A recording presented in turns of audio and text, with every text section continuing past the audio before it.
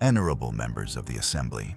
One of the important techniques of Dharma practice have quality is that we learn to accept all experiences that pass by while we are practicing meditation. When our mind has no discursive thoughts, is calm and still, then we note it as such. And when our mind has discursive thoughts, is disturbed, is invaded by afflictions, then we also note it as such. The work of a meditation practitioner is to wake up to recognize what is happening and to continue noting that process to the best of one's ability. We can view meditation practice as watching a film, and our job is simply to lean back in the chair, to observe, to watch the content of the film slowly unfold. Depending on our level at each moment, how much of the content of the film we can understand. Then another time continue watching, and wherever we watch to, we note to that point, without sticking our nose in to interfere. That is, there is no way that a spectator can go and change the content of the film that is being shown. Then when we watch and observe all those psychological phenomena that are occurring, there are times when we see our mind is very peaceful, very light and relaxed, very pleasant. And then we often like that state very much and tend to want to maintain it continuously. And when our mind is uneasy, disturbed, has many afflictions, has many discursive thoughts coming, then we tend to feel a bit irritated, a bit uncomfortable, wanting to resist, wanting to eliminate, wanting to push those phenomena away. That is what is called a wrong attitude during meditation practice. A wrong attitude during meditation practice is when we think that sitting in meditation means the mind will immediately stop having discursive thoughts. That can happen, but it only happens. It is only the result of a persistent and high-quality process of meditation practice. And even when we have practiced meditation for many years, 3 years, 5 years, 10 years, afflictions still continue to visit, because afflictions have many layers. There are layers that are shallow that we can clean up in a short time, but there are layers that lie layer upon layer deep inside, called deeply rooted and firmly entrenched. There are habits that are very long-standing, and there are roots of afflictions that are very deep and require a great deal of time before we can approach or uproot them. Therefore, it is impossible that when we sit down to meditate, our mind does not think or does not have discursive thoughts. That is, the correct attitude of meditation practice is to accept the mind in whatever state it is in. What is important for a meditator is to be clearly aware and to note the process of everything that is occurring in one's own mind. Good experiences are fine. Bad experiences are also fine. The issue is whether one recognizes them or not, and how one handles them. And the work of a Vipassana 4 foundations of mindfulness meditation practitioner is only that much. Of course, there are many other techniques, but the main work of the meditation practitioner is to sit and care for the mind, which in the Mahayana meditation tradition is called buffalo herding. That is, we sit and herd our own buffalo, not letting it go eat the rice. In order to tame it, then we sit and observe our own mind. Whatever comes, we note that it comes. Whatever goes, we note that it goes. There is even another principle, which is that when all phenomena come and go, when they appear, we do not label them. We do not name them as any particular affliction. Previously, we often had names such as anger, sadness, fear, loneliness, or imagination. All of those are names that we ourselves assign, whereas the nature of those phenomena does not have such names. And their nature is something very different from what we currently know and understand about them. If we think that anger is merely coarse anger, then perhaps we do not understand anything about anger at all, because within anger there are many other afflictions contained. It may contain jealousy. It may contain anxiety and fear. Within anger, there may also be petty selfishness, for example. If we call anger simply anger, then perhaps we have not fully understood anger. Therefore, we need to remove those labels so that we can absorb, can examine, can investigate very deeply each object that we come into contact with each time, each contact. Because even if it is anger, no occurrence is ever the same as another. And each time anger or afflictions appear, they all carry new messages. They all carry new qualities. It may be stronger, It may be weaker. It may be connected with certain other afflictions. Therefore, we must always continuously update the situation of our own psychological developments. Therefore, a meditation practitioner only perseveres in developing mindfulness. Mindfulness means the capacity of awakened awareness to observe everything that is occurring accurately and purely, without adding one's own attitude into it, without suppression, without resistance, without condemnation, without labeling, without identifying with afflictions. That is called mindfulness. Mindfulness means observing an object with a correct attitude. The Buddha said that if we observe an object with an incorrect attitude, then we will not be able to put an end to afflictions and suffering. Dukkha will continue endlessly. Here we learn a new way, and therefore it is called vipassana.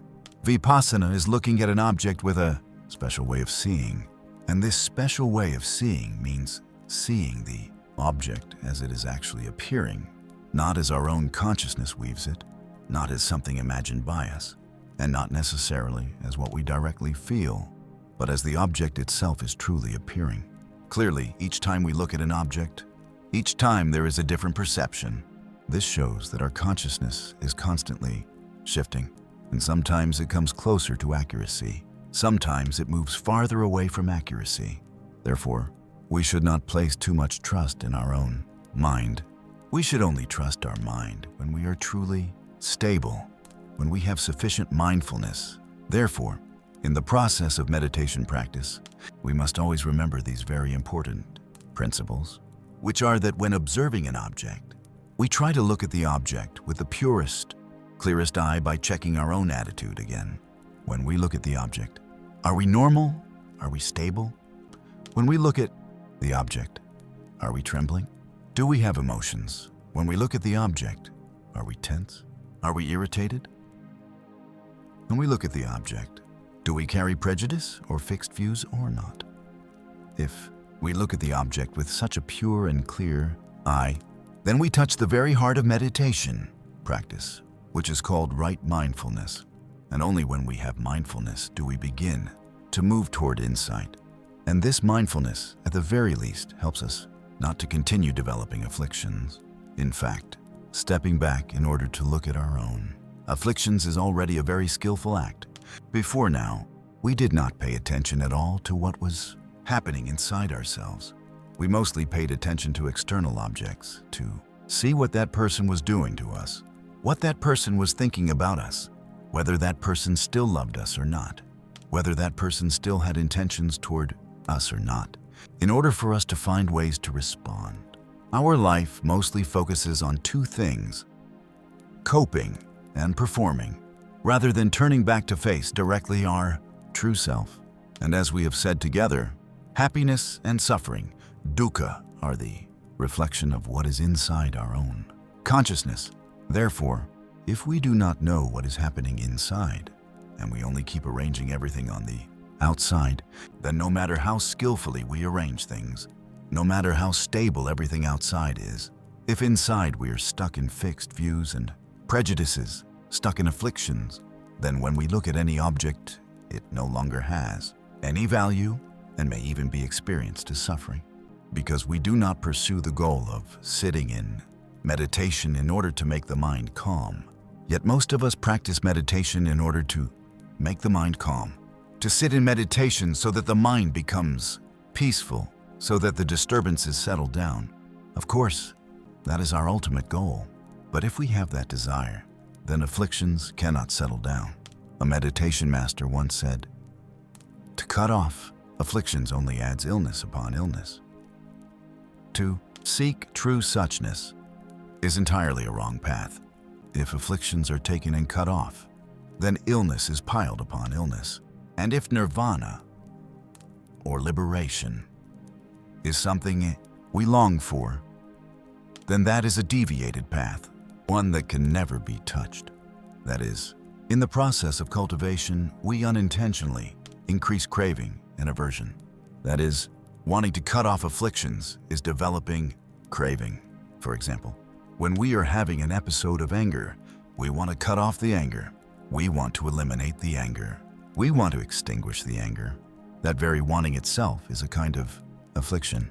Of course, who wants afflictions to be present within themselves, right?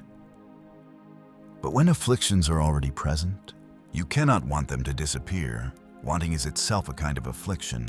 You only have the task of returning to care for your afflictions, not sitting there wanting, and then afterward you begin to suppress by pressing down, restraining, repressing, or even becoming angry with yourself or condemning and accusing yourself. Those actions all generate additional afflictions and pile afflictions on top of afflictions. Therefore, one must be extremely attentive that when we are not practicing meditation, we already generate afflictions. That is already so. But during the process of meditation practice, be careful not to unintentionally add more afflictions.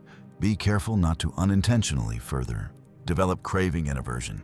Thus, when we learn the experience of accepting all experiences that pass by, we do not wish for the mind to become peaceful immediately, nor do we wish for afflictions to disappear immediately. Whatever comes, we receive it all.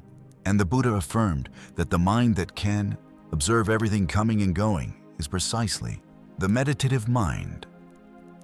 The mind that is mindful is precisely practicing meditation, not waiting until afflictions are gone before.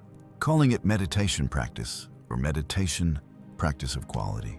Of course, when mindfulness is strong, afflictions are not present. But there is another second kind of strong mindfulness, which is when afflictions are present. Mindfulness detects them in time and is able to observe those afflictions. Thus, we can live in one of two states. One is without afflictions, which is wonderful. But if we cannot live in that state, then we can live in the second state, which is having afflictions, but these afflictions are governed and cared for by something else, which is mindfulness, which is the knowing. I know that I am having afflictions, and I set aside time to care for the process of the arising formation and withdrawal of afflictions. And we usually live in the second state more easily than living in the first state. Very rarely do we have the state of being without afflictions, or many times it exists in a very subtle state that we do not recognize. We have hidden desires. We have hidden resistance. For example, when we are slightly irritated, slightly uncomfortable, or when we meet someone and we do not want to look at their face and we step aside. What is that? That is affliction, not affliction. Could that possibly be joy? Could that possibly be the energy of peace? Or when we sit and wish that there were no noise, or we wish that the person sitting next to us would stop turning around repeatedly, practicing meditation without even bathing, sitting there stinking unbearably. Of course, we wish that we would not sit near that person anymore. For example, there are small, very small desires, and when those desires are not fulfilled, we become very irritated. Therefore, we must observe in order to see subtle afflictions, that is, afflictions that are as minor and fine-grained as that. Thus, in the process of meditation practice, we hone a skill which is accepting each experience that passes by. Good experiences give us pleasant feelings, and we also accept them. Bad experiences give us unpleasant feelings, and we also accept them. Can we accept them? Yes, we can. In fact, during meditation periods, we have some unpleasant sensations such as pain in the legs.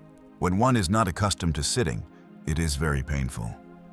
But if one keeps practicing, one gradually becomes accustomed to it. One must be diligent, must diligently practice, and not give up. Because our legs, unless they are injured, unless they belong to an elderly person for whom crossing the legs is rather difficult, in which case one can still sit on a chair. But if one is still young and one's legs are still good, then one must make the effort to practice. And while sitting in meditation, for someone whose practice is not yet mature, the legs tend to become painful. And I often remind you all that the pain of the legs, if the pain is only pain, then it is very little. But our pain usually has additional attitudes added to it, such as irritation, discomfort, and the wish to suppress the pain, or we add the desire for the pain to stop. If we leave the pain as it is, without adding any attitude to it, then it is not such a big deal. Therefore, when we look into pain, we can distinguish it and classify it. Is this pain merely physical pain of the body, or is it pain from hidden resistance inside, or hidden desire inside? If we remove those attitudes, then the pain is greatly reduced. The Buddha said that suffering, dukkha, is the same. Suffering in this life is abundant largely because of our reactive attitudes. We should have accepted more, but instead we seek to avoid, resist, and eliminate it more. Of course, there are sufferings and pains, difficulties, and things that are unsatisfactory that we can avoid. And if we can avoid them, we should avoid them. No one advises us to accept all suffering in this life or to accept all unsatisfactory conditions in this life, because we are not divine beings. But as has been said, this life is a chain composed of agreeable and disagreeable conditions. So if we have been able to receive agreeable conditions, rejoice in them, feel excited, feel happy, even shout out in joy, then now when disagreeable conditions come, should we refuse to accept them, who would we leave them to? Then we must accept them. Daily, when we step into this life, we should already have a certain understanding or already possess a skill of welcoming the disagreeable conditions in life as much as possible. That is, we would have the orientation of training for ourselves a strength and inner power to be ready to accept difficulties and upheavals in this life. But our parents, or our relatives or schools, or many generations train us to try to seek the best possible things, to avoid difficulties as much as possible. The more the better, the more skillful the better. Therefore, we come to think that we do not have the capacity to cope with difficult circumstances. And whenever we encounter difficult circumstances, we tend to react violently. Jump up, then roar, then shout, then become angry, then complain, then gradually, if there is no other way left, if the object cannot be eliminated, only then do we begin to accept it. And it also takes a very long time before we can accept it, instead of being consciously accepting from the very beginning. But acceptance does not mean that we compromise. It does not mean that we grit our teeth and endure. Acceptance here must be understood as recognizing that it is a natural part of life. Welcome the disagreeable conditions. If we welcome agreeable conditions, then we must also welcome disagreeable conditions. Next, we welcome them. But it is not that we keep the heart's capacity at that fixed size to accept, but that we expand the capacity of the heart. It is not that we grit our teeth, not that we remain at that level of awareness, and with that limited heart capacity to accept the excessive pressures and great upheavals of life, but rather we must be at another level of awareness, with another capacity of the heart, in order to be able to accept those difficulties. Thus, our task here is to find ways to expand the capacity of our heart, to find ways to elevate ourselves to another level of awareness, to another degree, so as to cope with the arrows and bullets of life, rather than continuing to avoid, continuing to eliminate, continuing to resist. Because as has been said, there are things we can avoid, and if we can avoid them, we should avoid them. But we cannot avoid everything. When we cannot avoid everything, then we will suffer, because avoidance is not possible. For example, if we have a wayward child, that may be a disagreeable condition, but whether this becomes suffering, dukkha, or not depends on our own choice. If we accept that this child is our own child, not someone else's child, then we must take responsibility to help this child. We do not demand that the child must immediately become well-behaved. We cannot compare our child with the neighbor's child or with our friend's children. The child is simply who he or she is, because this rebelliousness is only a phenomenon of this stage. And who knows? Perhaps the child will be a genius in the future. There are so many good values that are latent inside, not merely what we are seeing at the moment. Therefore, we learn to accept this rebellious younger sibling or child without resisting anymore, without the notion of wanting to eliminate anymore, because we previously had the notion of wanting to eliminate, wanting to avoid, wanting to remove this object precisely because we admitted that we could not accept this object. That is, we believed that the capacity of our heart was only that much. We lost faith in ourselves, meaning that we were not engaging in any practice at all. But if we are practicing, if we are relying on ourselves, then clearly we see that our capacity to endure can expand, because the capacity to endure is also impermanent. If today it cannot endure, it cannot accept, then from today until tomorrow, what must we do so that tomorrow our heart becomes twice as large, or even larger, so that it can contain that difficult object? So from today until tomorrow, what must we do? We must return to ourselves and practice meditation. What is meditation for? At the very least, it is to allow afflictions to settle down. At the moment when we cannot accept an object, surely at that moment afflictions are present? Surely there is the involvement and manipulation of greed, anger, and delusion. Thus, we are consciously protecting ourselves. We fear that if that object continues to exist, it will affect our interests, affect our reputation, make us tired, uncomfortable, tense, and suffering, dukkha. Therefore, we think that only by eliminating that object can we be healthy, comfortable, and happy. That is the voice of afflictions, the voice of a heart that is still small.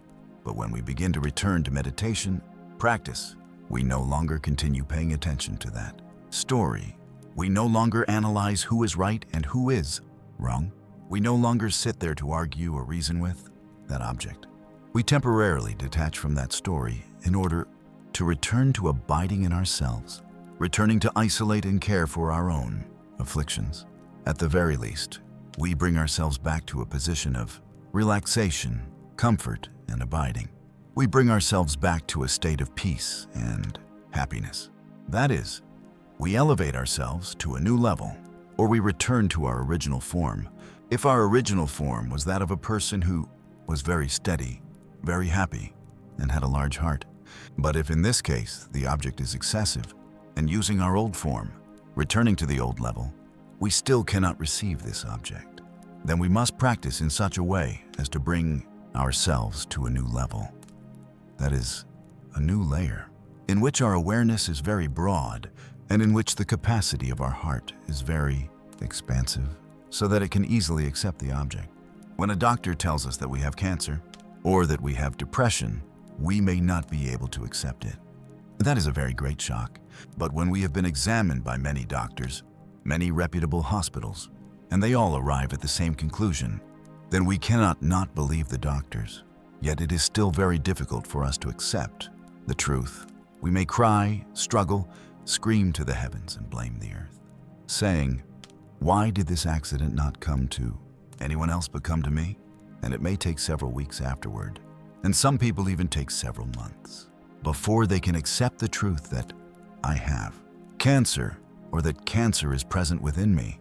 And the medical field says that only when we accept the truth that we have cancer does the treatment process begin to occur.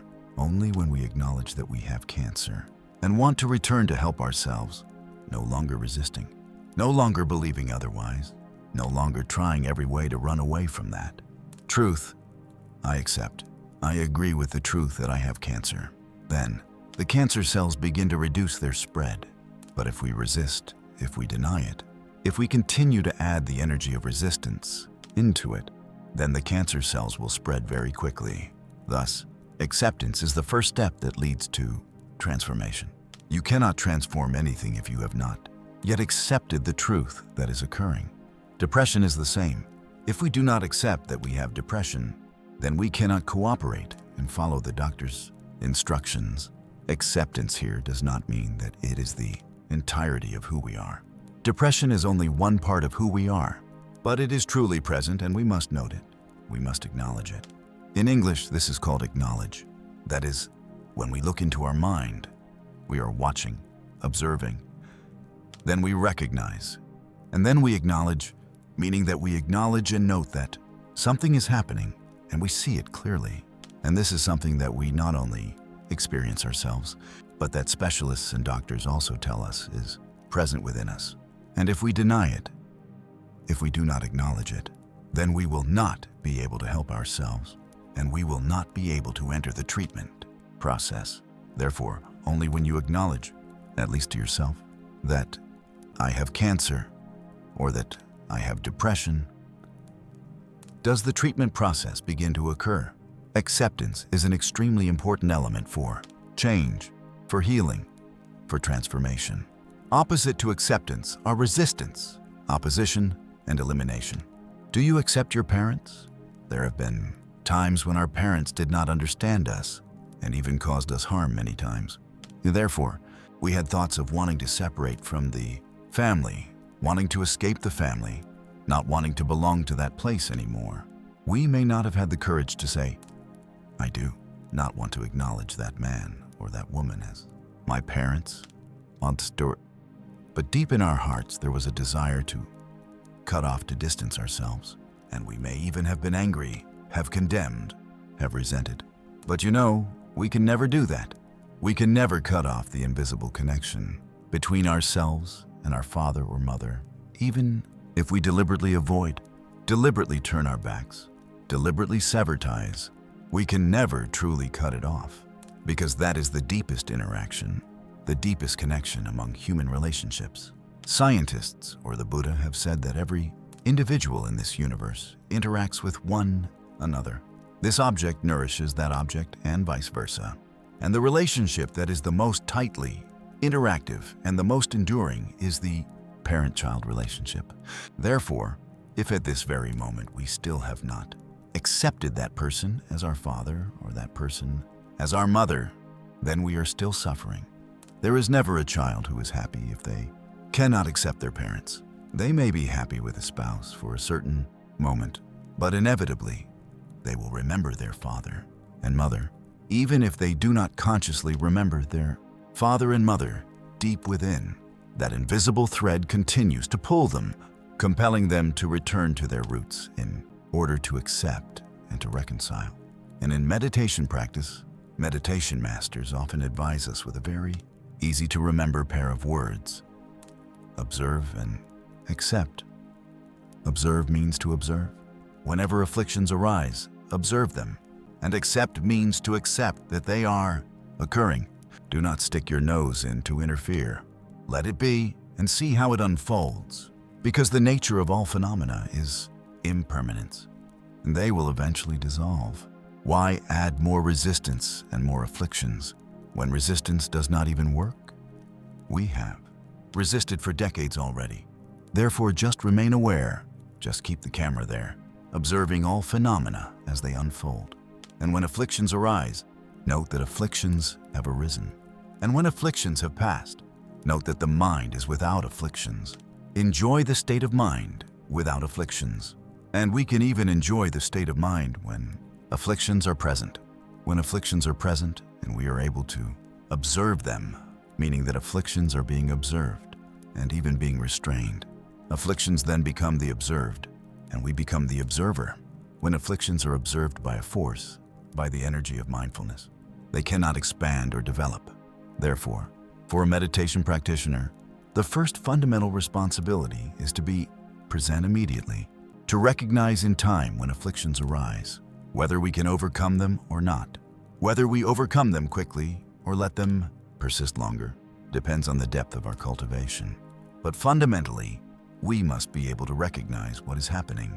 Thus, when we practice the exercise, observe and accept, that is, observing and accepting everything that is happening, only within the process of meditation, practice, for 1 hour we practice, we hone the skill of acceptance, accepting everything that is happening. Because if we do not accept, what can we do then? Sitting there stubbornly, entangled with afflictions, sitting there roaring, sitting there shouting, sitting there pulling out our hair, sitting there foaming at the mouth or thrashing about does not accomplish anything at all. Therefore, we have no choice but to sit there and accept. And only when we accept does it pass. Whereas if we argue with it there, it stays forever. It seems that for a long time now we have not practiced the skill of acceptance. Instead, we have honed very skillfully the skill of reaction. Whatever is not to our liking, we react. Big matters or small matters. we react to everything, losing a very important mechanism for balance and for building the foundations of human happiness, which is acceptance. Of course, here I am not calling on you to accept everything. There are injustices, there are irrational things, there are oppressions, there are coercions, there are wrongs that we cannot accept. But even when all of those things occur, I still call on you to first remain calm, to accept that a reality has occurred, and then gradually find ways to resolve and transform it, rather than jumping up at everything that happens. When we jump up, it means we are not accepting. When we react explosively, it means we are not accepting. Anger arises from non-acceptance, from not accepting an unpleasant condition that has occurred. Because up to now, we have mostly been receiving pleasant conditions, being catered to by everyone, being respected by everyone listening to us, responding yes to everything we say. Therefore, when someone opposes us, when an unpleasant condition occurs, we cannot accept it. The more power one has, the more status one has, the harder it is to accept all the adversities of life. Thus, even with power and status, there is still suffering, dukkha, because suffering arises from non-acceptance. But we do have a very great capacity for acceptance. Although acceptance does not mean complicity, does not mean compromise, does not mean letting the situation remain as it is forever. It does mean not resisting anymore, because resistance does not allow the object to cooperate with us so that we can help. If we resist our child, how will our child allow us to help? If we resist our wife or resist our husband, the people with whom we are having problems, and we continue to quarrel, continue to glare, continue to grind our teeth in hostility, then how can we help each other change, right? We must accept that person as they are, at least in this phase, and we should even refrain from sticking our nose in to try to correct anything, because you know that it is not always possible for us to correct something. We should never have the illusion that we can change other people. I have never had that illusion at all. For example, although my work is teaching meditation, providing psychological therapy, or teaching skills, I have never believed that by myself alone I could change anyone. Although many people say that their lives have changed thanks to my contribution or thanks to me, I still think that I only contribute to that change. As for the conditions for change, there must be hundreds, thousands, millions of conditions for change to occur. One person alone cannot change anyone. And when we let go of that illusion, we will no longer demand too much that our loved ones must change. When we have helped, then just help. When we have supported, then just support. As for whether that person can change or not, it still requires many other factors, and those factors are often within the loved one themselves, meaning that they must go through more ups and downs, they must experience more. They must accept many more disagreeable conditions before they can make use of the materials we offer in order to change. Therefore, when we help our loved ones, and they have not yet been able to change, do not become discouraged. Once you have extended your arm to support them, do not withdraw it. We must accept the condition of our loved ones at each stage, especially when we are caring for someone who is depressed, psychologically wounded, someone who is suffering, dukkha. Then we cannot wish that they follow our guidance and immediately be healed. Sometimes that beast retreats deep inside, but sometimes it surges outward. Many times we are very surprised. They were smiling just moments ago, but they switch channels very quickly. They tremble, they complain, they become tense. They turn back and attack us, uttering words that are very painful. If we do not accept, then what do? Do we press them down and beat them? Do we continue to condemn and accuse them? The only path is acceptance, accepting, but with eyes bulging and foaming at the mouth. Because one is forced to accept. Then, of course, inside there is still reaction. But if we preset the awareness or the habit that acceptance must come first in calculation, later, meaning to pause resistance, pause reaction. And if we accidentally resist, accidentally react, then stop and know that this is the wrong path. The correct way is to accept so that the situation can unfold, unless it is too dangerous, affects or harms oneself or others, in which case one must restrain it a bit. But do not react to every single change from the other person. So when we are caring for someone with psychological wounds or depression, and their sudden reactions make us unable to endure, unable to accept, then how can we possibly care for them? Therefore, we may not necessarily have the skill to care for our loved ones. That often belongs to doctors, to nurses, to psychological therapists, not to us. And sadly, painfully, it is our loved one whom we cannot care for, especially when they are in difficulty, when they are in distress. And to care for a loved one, the question is, do you already have the capacity to accept their weaknesses, their mistakes, their inner wounds? They may turn back and bite you at any moment. Can you accept that? Therefore, you must always remember the mantra, observe and accept, observe and accept. Of course, do not treat that practice like a machine. That is, merely muttering it in your head, while in reality there is no acceptance inside. You must look back at your own mind to see whether your mind is truly ready to accept or not.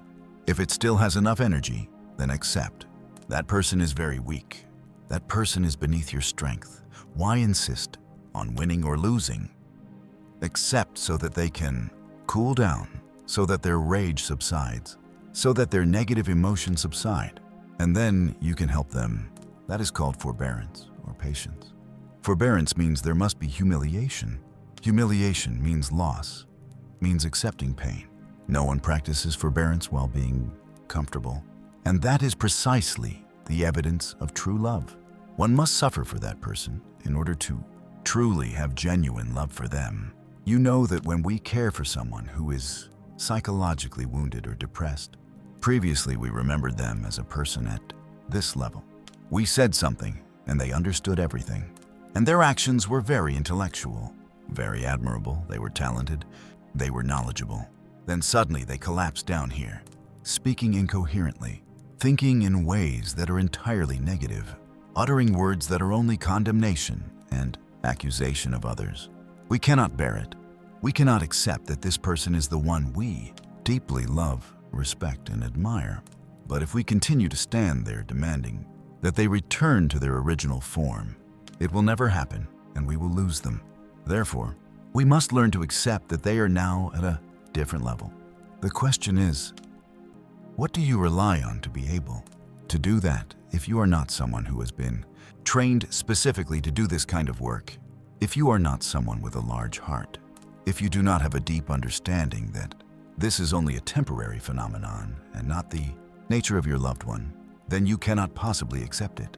I repeat that, in order to accept the severe deterioration of your loved one, you must have the following conditions.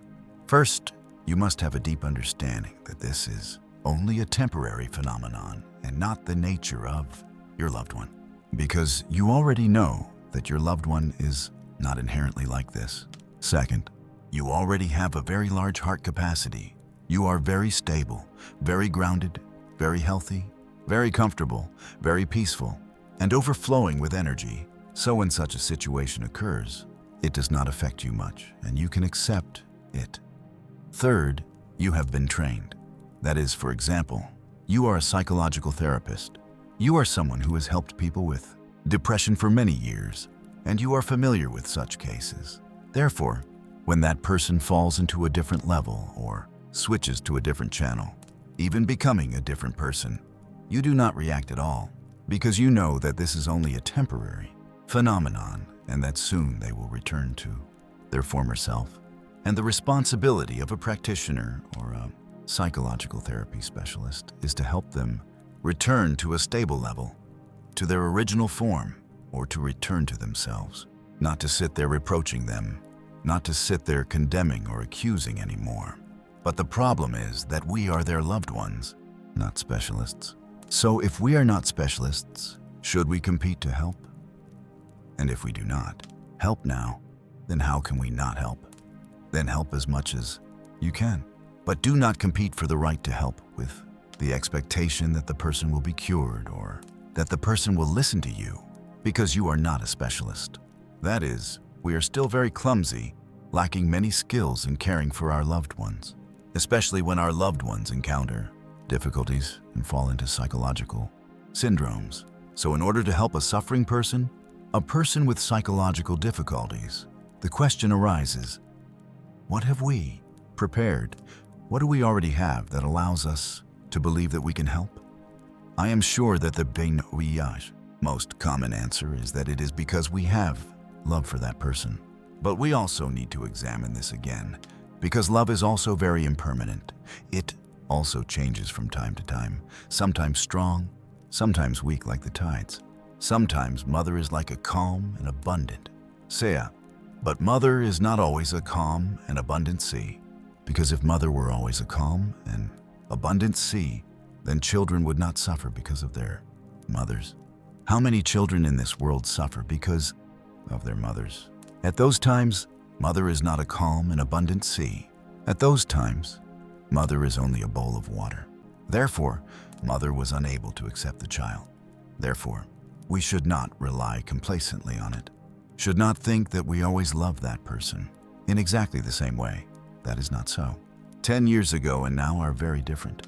Things have faded, have grown pale. Now there are many conditions.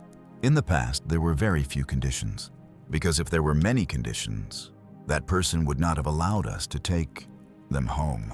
At the beginning, they were very kind, very generous. But once taken home, they began to set many conditions. Why? To dominate. Even love yesterday and love today are different. Yesterday, that person was kind to us, respected us, was polite to us, cared for us, so we loved in one way. But today, that person dares to attack our ego directly, dares to criticize, dares to condemn, dares to accuse us. So our love is of another kind.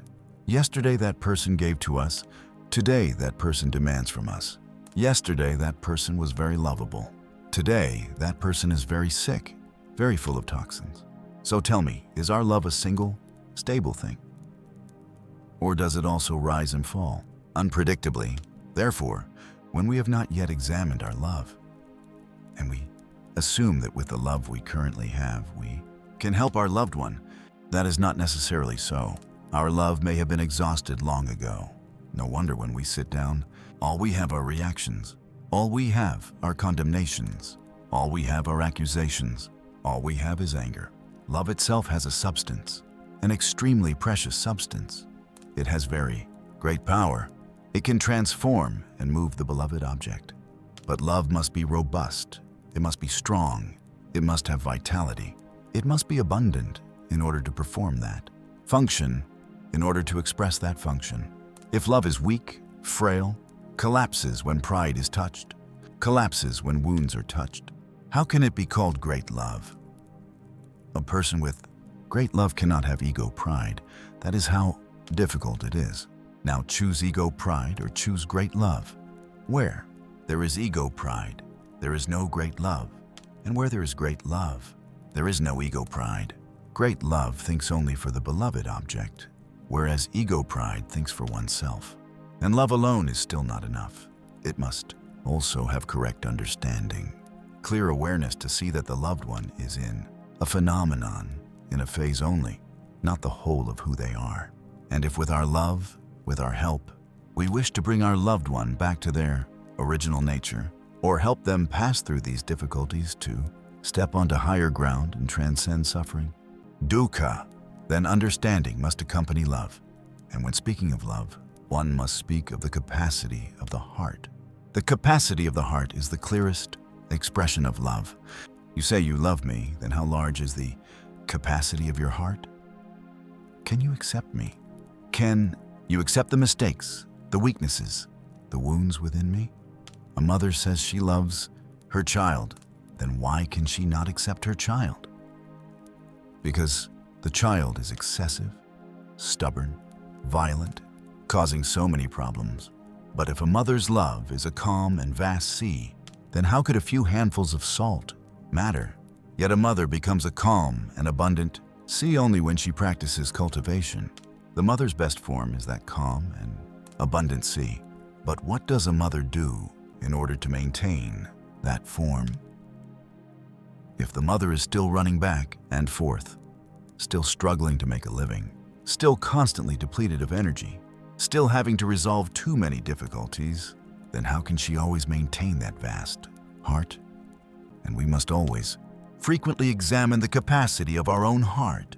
And in order to accept the difficulties of others, the Buddha said that to do so, first learn to accept oneself.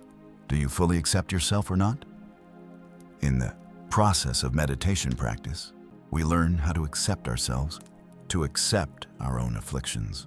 And when we probe into our own mind, look deeply into our own heart, many times we are very surprised to have to face afflictions we have never seen before, petty selfishness lying deep inside.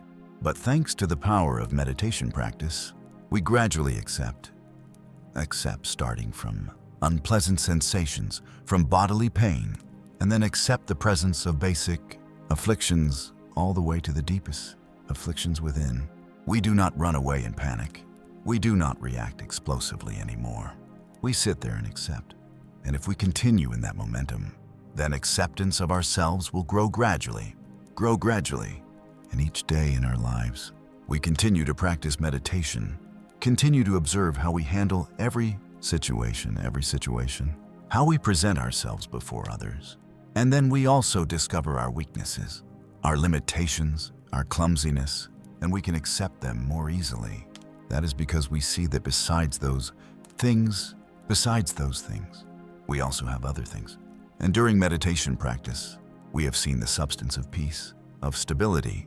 We have experienced very happy moments when our mind was crystal clear and light. Therefore, accepting a few more weaknesses is not a problem at all. We only do not accept our weaknesses when we see only those flaws and see nothing else. When we identify our entire being solely with those weaknesses. Meditation practice helps us see everything in a holistic way. Besides these weaknesses, there are still other things. And always remember that this weakness, this flaw, this mistake is only a phenomenon, only a present moment. It is thanks to meditation practice that we can see this. Because during meditation practice, we have something else with which to see these weaknesses. What is that? That is mindfulness. Mindfulness is an extremely precious thing, and whatever objects pass through mindfulness can be anything. At times, we see positive energies. At times, we see negative energies. But we learn to accept both. Whatever comes, we accept it all. And when we have accepted ourselves to a considerable extent, then we will accept the people living around us more easily. But whenever we only take pride, only feel happy, only feel proud of ourselves for the good qualities within, and whenever we are still trying to cover up, suppress, and avoid facing the weaknesses within, then at that moment we are still continuing to eliminate unpleasant or difficult objects outside.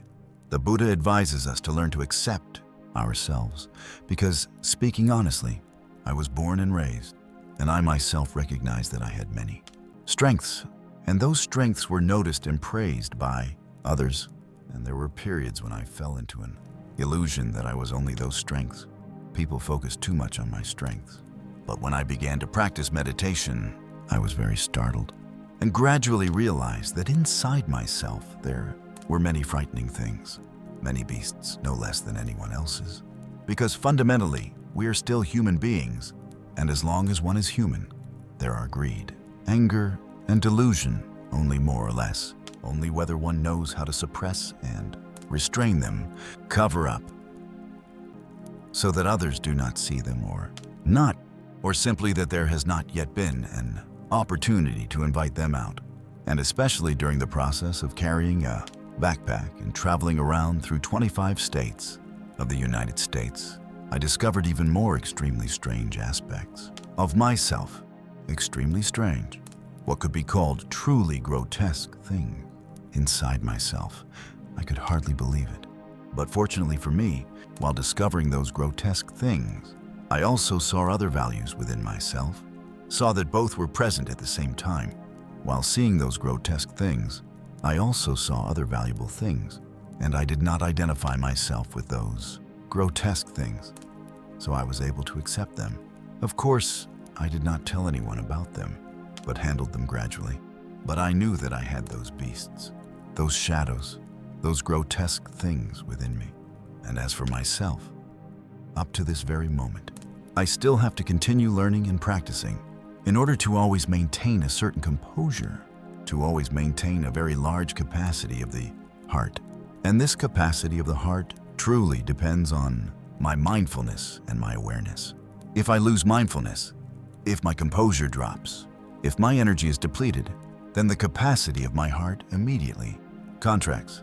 Therefore, the best path to expand the capacity of the heart to move toward altruism, to live for life and for others, is precisely the path of turning inward to erode the ego, to erode greed, anger, and delusion.